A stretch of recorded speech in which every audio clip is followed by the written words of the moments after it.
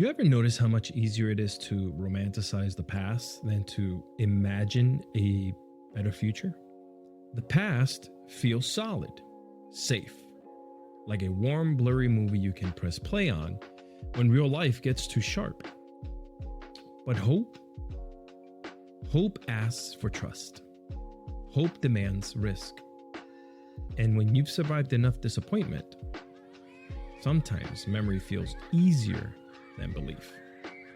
This is Nostalgia is Safer Than Hope. Hey, I'm Alex, and this is Fine, a Millennial Diary. You're still tuned into Volume 2, Nostalgia and Identity, where we don't just talk about what shaped us, we ask why it still echoes today. And today, we're sitting with a truth that's easy to feel, but hard to name. Why is it easier to look back than forward? Why does the past feel comforting, while hope feels dangerous? Let's unpack the emotional logic of nostalgia and figure out how to hold memory and possibility in the same hand. Look, the past is finished. It's messy, but you survived it. You can soften it, edit it, romanticize the soundtrack. You know how it ends. It feels safe because it doesn't ask anything more from you. Hope, on the other hand, asks everything.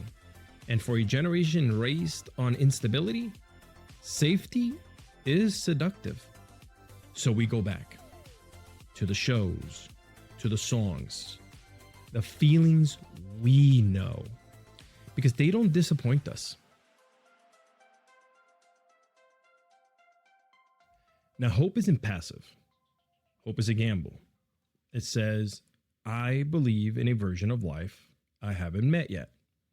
And when you've lived through recessions, 9/11, climate dread, and pandemic-era loneliness, belief starts to feel reckless. Hope becomes something other people have the luxury of feeling.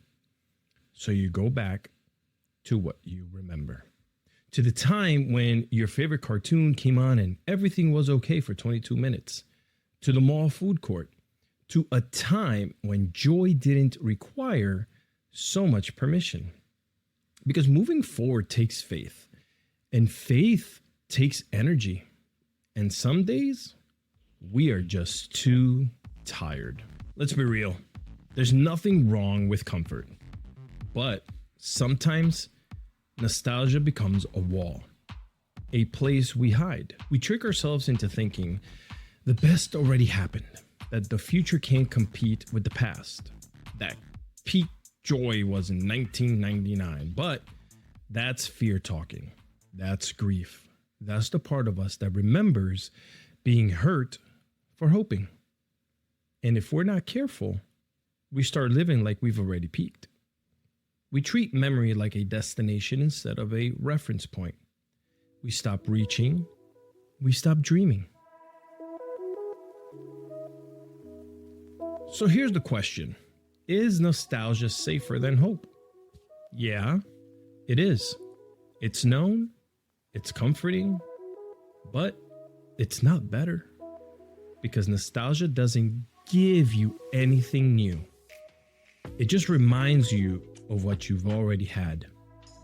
Now, hope is terrifying because it asks you to imagine more, to believe you're still worthy of new joy, of different love, of better days. But here's the real truth. You don't have to give up one to hold the other. You can miss the past and build to the future. You can rewatch your favorite show and still write a new chapter. You can carry memory in your heart without letting it be your anchor. Now, hope hurts because it's alive, but maybe that's the point. You're still here. You're still feeling. And that means there's still something to reach for. Next time on a Millennial Diary, maybe I'm not stuck, just remembering. We'll talk about the heaviness of pause, why we mistake slowness for failure, and how maybe the stuck feeling is actually our brain catching up to everything we've carried. Until then, rewatch all of the good parts, love all the old songs, but don't forget to imagine the next scene, because hope isn't naive, it's necessary, and this is fine. Goodbye.